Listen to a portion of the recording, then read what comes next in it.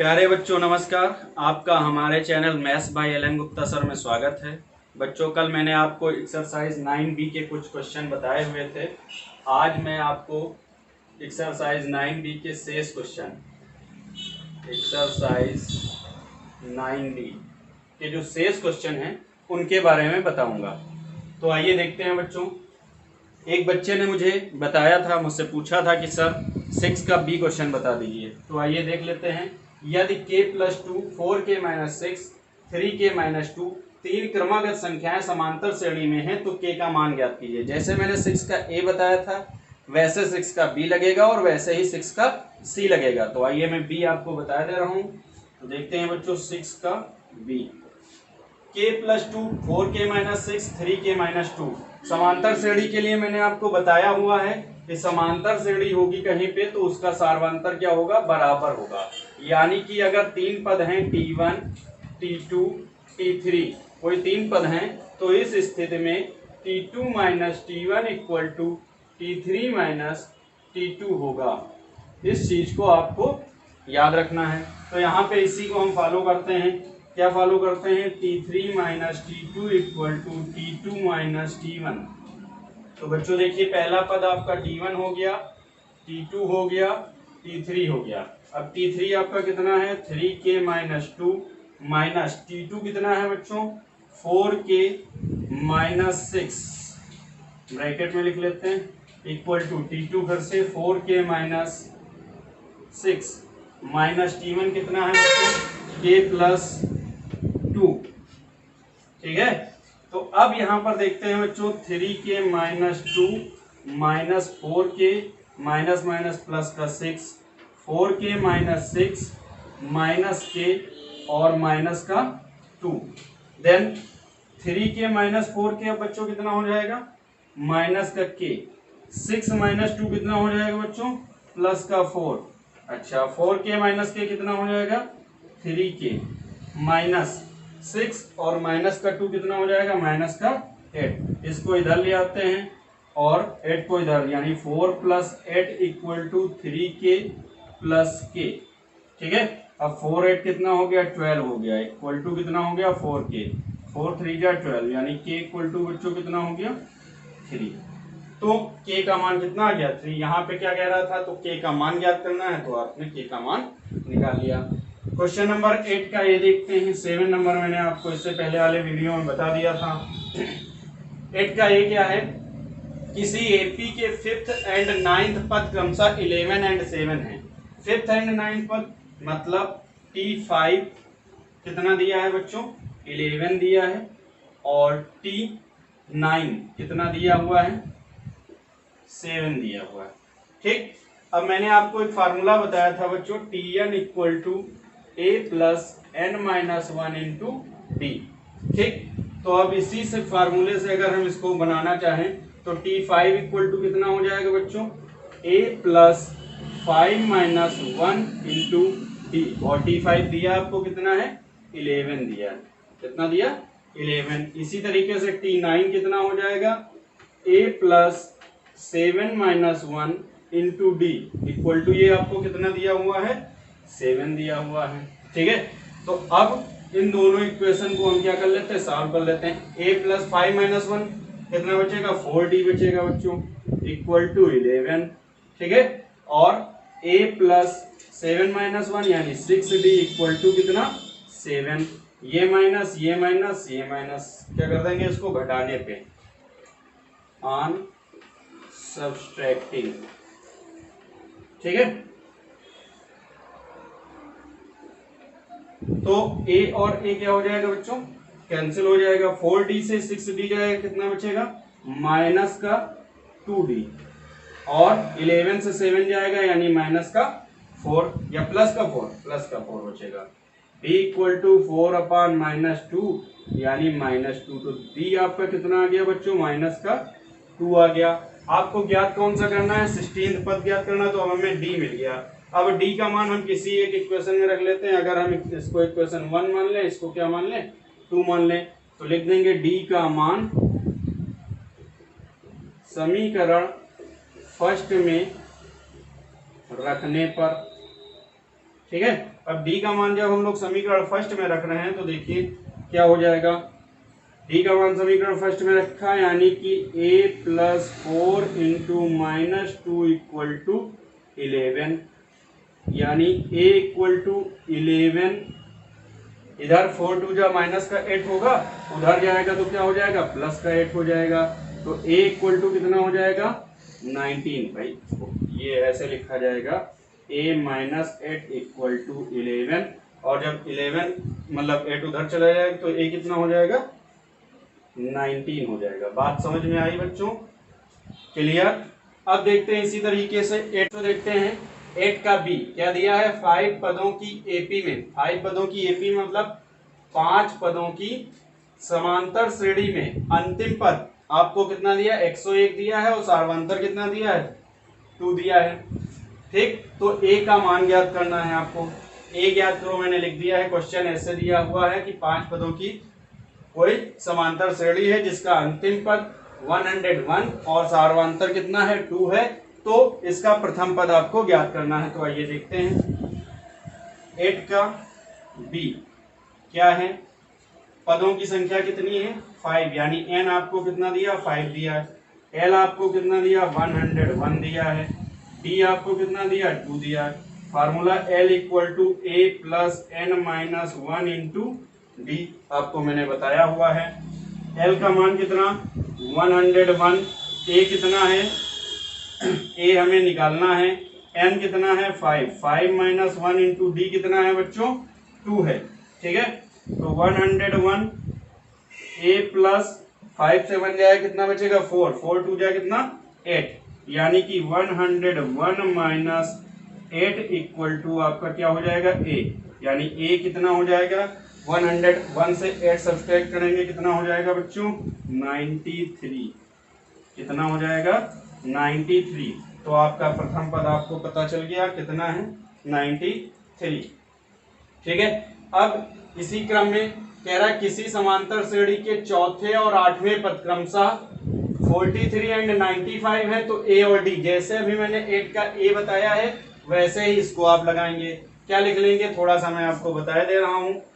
यहाँ पे T4 आपको कितना दिया है, सीधा मैं लिख रहा हूँ A प्लस, अच्छा T4 इक्वल टू हो जाएगा A plus 4 minus 1 into D, और ये आपको दिया कितना है बच्चों T4, चौथा पद कितना दिया हुआ है 43। ठीक, तो इससे आपकी इक्वेशन बन जाएगी A plus 3D equal to 43, first equation.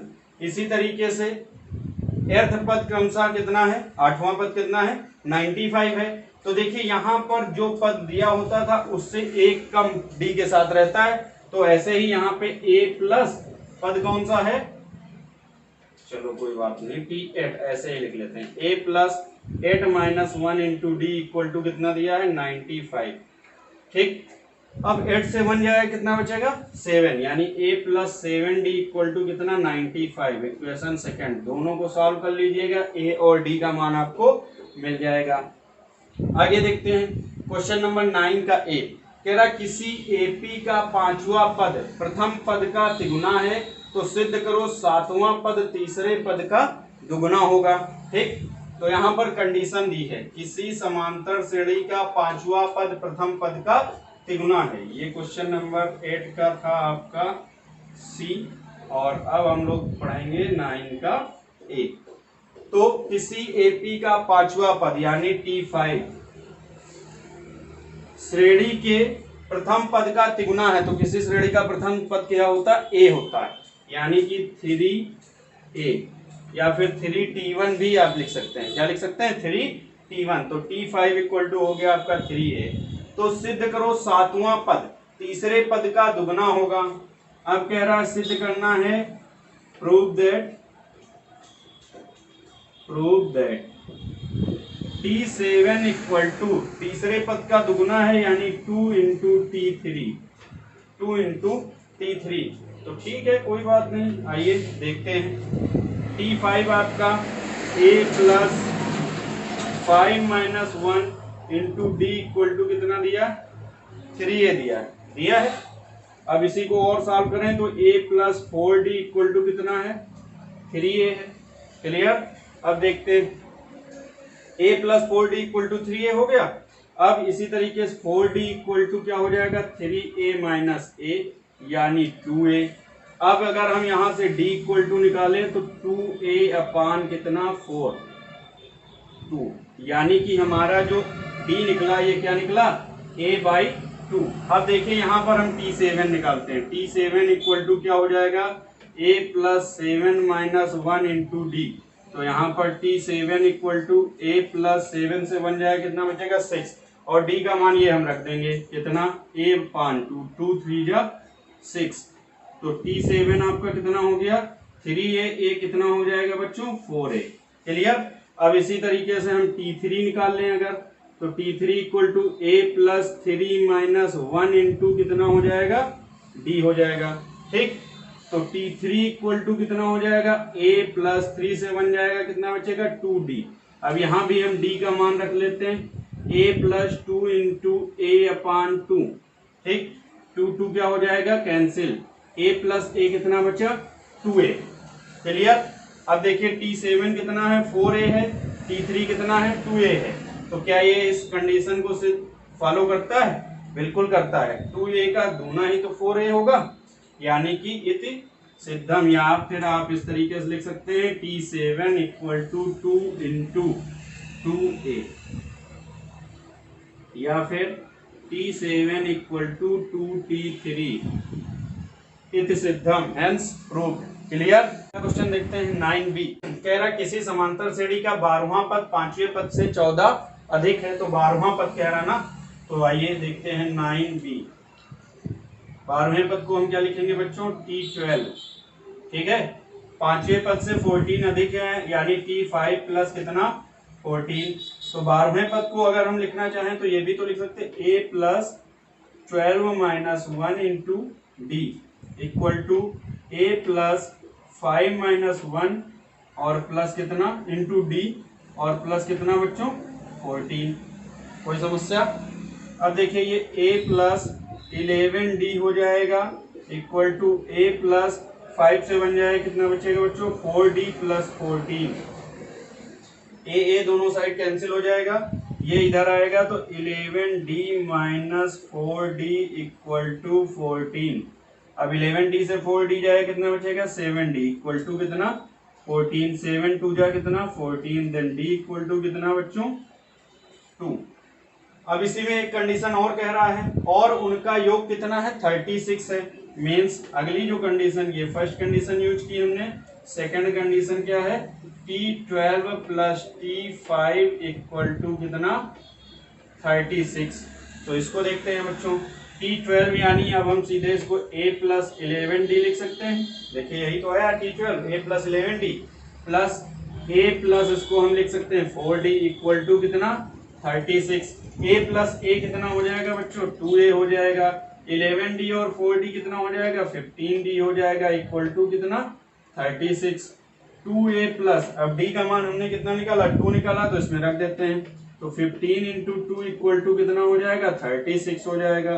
Then 2a equal to 15 2 जा कितना 30, यानी 36 माइनस 30 कितना बचेगा 6।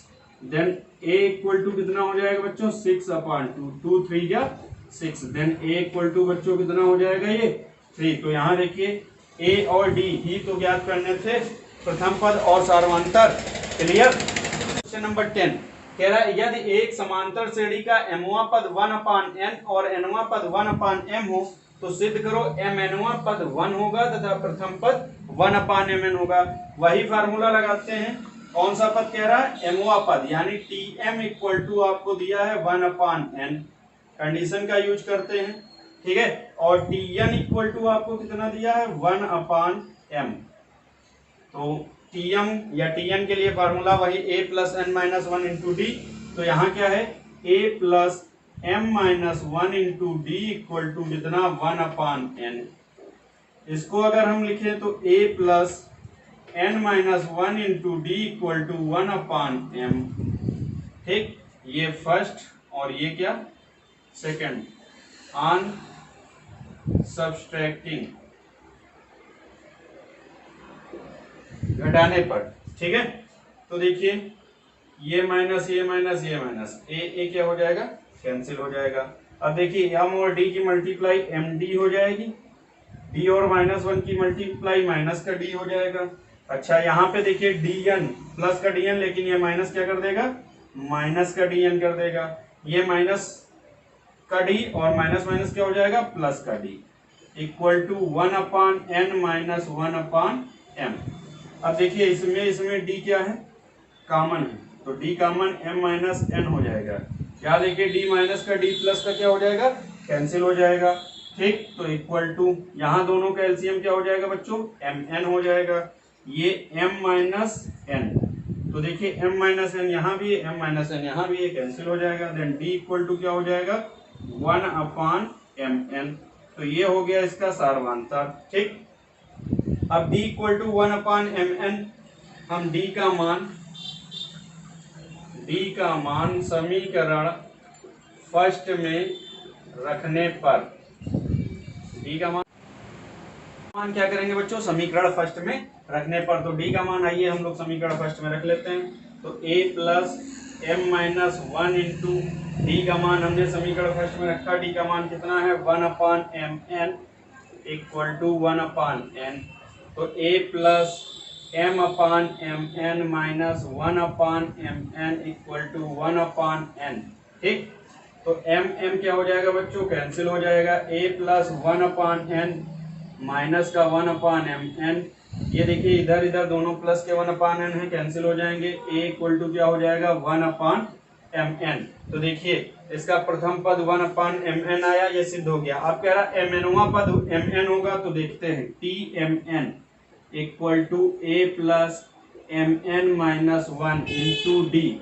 तो tmn इक्वल टू a कितना, 1/mn plus mn minus 1 into D का मान भी 1/mn। ठीक है, तो ये क्या हो जाएगा, 1/mn plus mn/mn minus 1/mn। ठीक, तो अब देखिए प्लस का 1/mn माइनस का 1/mn कैंसिल, mn कैंसिल, यानी कितना बचा, 1। तो tmn इक्वल टू आपका आ गया 1। Hence proved इति सिद्धम। क्लियर। अगला क्वेश्चन इसी क्रम में देखते हैं बच्चों। 11 नंबर, यदि किसी समांतर श्रेणी का प्रथम पद a और अंतिम पद l हो तो सिद्ध करो कि आरंभ से आरवें और अंत से आरवें पद का योग कितना होगा, a प्लस l होगा। तो 11 नंबर देखते हैं। प्रथम पद a है, a, t1 आपको a दिया है, te, अंतिम पद आपको कितना दिया, e मतलब एंडिंग। ठीक है, कितना दिया है आपको, l दिया है। ठीक, अब आरंभ से आरवां पद, तो आपको T R equal to T R, आरंभ से तो हम इसको आर भी लिख लेते हैं, बिगिनिंग। ठीक है, equal to A plus R minus 1 into D. Formula उसी फार्मूले से, कौन से फार्मूले से, T N equal to A plus N minus 1 into D वाले फार्मूले से। तो ये क्या हो जाएगा आपका, T R B equal to A plus R minus 1 into D. Clear, इतनी बात समझ में आई। ठीक, और अंतिम वाला, अंत से आरवां पद के लिए हम इसको लिख लेते हैं टी आर ई। क्या लिख लेते हैं, टी आर ई। तो T R E equal to आपको मैंने फार्मूला बताया है, क्या होता है, A plus L minus R minus 1 into D. ठीक, ये हो गई आपकी इक्वेशन फर्स्ट, ये हो गई आपकी इक्वेशन सेकेंड। ठीक है, अब कह रहा है इनका योग, यानी कि T R B plus T R E, तो दोनों को हम ऐड कर लेते हैं। A plus R minus 1 into D plus L minus R minus 1 into D. तो देखिए R minus 1 into D plus का, R minus 1 into D minus का। अब ये कितना बचेगा बच्चों, ए प्लस एल। यही तो आपको सिद्ध करना था, T R B plus T R E equal to A plus E. इति सिद्धम, प्रूव्ड। क्लियर। आगे कह रहा है किसी समांतर श्रेणी के, क्वेश्चन नंबर 12 कह रहा है किसी समांतर श्रेणी का ए आपको दिया है, एल दिया है, डी दिया, एन का मान। तो आपको ये फार्मूला लगा लेना, L equal to A plus N minus 1 into D. इसमें एल का मान रख लीजिएगा, ए का मान रख लीजिएगा, एन निकालना है, डी का मान रख लीजिएगा, सॉल्व कर लेंगे, आप स्वयं लगा सकते हैं। क्लियर। आगे देखते हैं क्वेश्चन नंबर 13 इसी में बच्चों। ठीक, 13 नंबर कह रहा है किसी एपी का एमवा पद m तथा nवा पद m हो तो pवा पद ज्ञात कीजिए। अभी इससे पहले क्वेश्चन नंबर 10 जैसे मैंने बताया है वैसे ही आप इसको स्वयं लगाएंगे। क्लियर। आगे देखते हैं क्वेश्चन नंबर 14। क्वेश्चन नंबर 14 की हम लोग बात कर लेते हैं। कह रहा किसी समांतर श्रेणी के m प्लस nवें पद, तो किसी समांतर श्रेणी का m प्लस nवां पद, तो देखिए T M plus N equal to क्या हो जाएगा a plus m plus n minus 1 into D. भाई अभी सातवां पद कहता है तो a plus 7 minus 1 into D लिखते थे, अब m प्लस n है तो m plus n minus 1 into D लिख देंगे। क्लियर। अब आगे देखते हैं तथा m माइनस nवें पद का योग T M minus N equal to ये भी क्या हो जाएगा m minus n minus 1 into D का योग कह रहा mवें पद का दुगना है सिद्ध करो। तो पहले तो अभी हम लोगों को इसका योग निकालना है। ठीक है, तो इन दोनों को ये फर्स्ट मान लेते हैं, ये सेकंड मान लेते हैं और दोनों को हम लोग ऐड कर लेते हैं, यानी a plus D M plus D N minus D. ठीक, अच्छा प्लस a प्लस इसको D M minus D N minus D equal to T M plus N plus T M minus N. कोई समस्या? अब देखिए डी एन प्लस का D N minus का क्या हो जाएगा, कैंसिल हो जाएगा। a और a कितना हो जाएगा बच्चों, 2a हो जाएगा। ठीक, dm और dm कितना हो जाएगा, 2dm हो जाएगा। d और d क्या हो जाएगा बच्चों, 2d हो जाएगा। कोई समस्या? tm plus n plus tm minus n। ठीक, अब देखिए सब में 2 कॉमन है, कॉमन ले लिया यहाँ a। अब इसमें देखिए d भी कॉमन, तो d भी कॉमन ले लेते हैं, तो कितना बचेगा m minus 1 equal to T M plus N plus T M minus N. अब ये देखिए a plus D M minus 1 इसको हम क्या लिख सकते हैं, टी एम लिख सकते हैं। क्या लिख सकते हैं भाई, a plus D into N minus 1 बराबर टी एन होता है, तो अगर यहाँ पे m माइनस 1 है तो इसको हम क्या लिख सकते हैं, टी एम लिख सकते हैं। T M plus N plus T M minus N, hence proved, it's सिद्धम प्रूव्ड। यही तो कह रहा था, किसी समांतर श्रेणी के m प्लस nवें पद तथा m माइनस nवें पद का योग mवें पद का दुगना है, तो देखिए mवें पद का दुगना है। ठीक है, बात समझ में आई? अगर कोई नहीं समझ में आएगा क्वेश्चन तो फिर से आप पूछ सकते हैं। मिलते हैं नेक्स्ट वीडियो में।